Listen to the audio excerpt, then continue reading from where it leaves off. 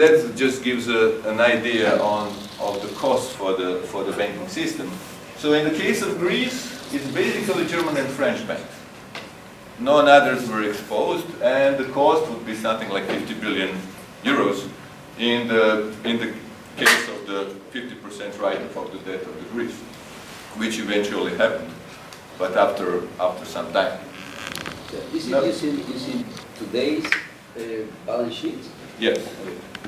And then you look at the second scenario where Ireland and Portugal also have to do some restructuring. There you see the cost really increasing a lot. No? So here you see the 60 billion for Germany, UK-based banks already 60%, France some 50 billion, sorry. And that's already a really significant cost. And then if you include also Spain and increase the debt restructuring for these countries, then you see that if you would have like a third scenario, which is not unimaginable in the situation that we showed, you would basically have a huge banking problem in Europe. You would have whole banking system going down and in need of the recapitalization from the government. How much is that related to bank capital? Is it more than the... Oh yeah, that would wipe out the look at this third scenario. So this is 60. So basically, you have over 400 billion euros of the write-offs, and if you look at the EBA exercise on the bank recapitalization, and if they needed to take all that written off, there would be absolutely no possibility that the banks could recapitalize in the markets. I mean, it was difficult for them to do it even without that write-off. Now, if there was this write-off, I mean, it would be just pretty much unimaginable that they could go to the markets and recapitalize. So the governments would have to come in and recapitalize. You are assuming that there is no default on the official way. Yeah, that's exactly. That's the banks only get it. Yeah. But there will. We just discussed over the breakfast that it's quite likely that there will be an official sector involvement, probably after the German elections, not before that. Now that was quite a scary scenario. So Europe decided to do something. So part of it was done through the European Central Bank by providing the refinancing to the banks, and the part was done through the European Financial Stability Fund. But the European Financial Stability Fund, at the time when it was created clearly for the small countries, for three countries, for Greece, Portugal, and Ireland. It was not the size, when it was decided, it was not created for Spain or Italy. So basically you had a 440 billion euros put together, IMF coming in with a 250 more, and the old facility that the Europe has, European Financial Stability Mechanism, which had 60 billion, so together 750 billion. And it was clear from the start that's enough to take off the market the small countries, three small countries. But it was also clear from the start that if Spain or Italy got into trouble, it's not enough, because there's not enough of the firepower, and there was this discussion about the bazooka, how much money Europe can put together to deter the speculation of the markets. But even the EFSF was very difficult to put together. 4 governments had to resign because of that. Because the national parliaments, I was just saying that in Slovakia, for example, they said, why do we have to put 4.4 billion for a country which has a higher GDP per capita and much higher wages?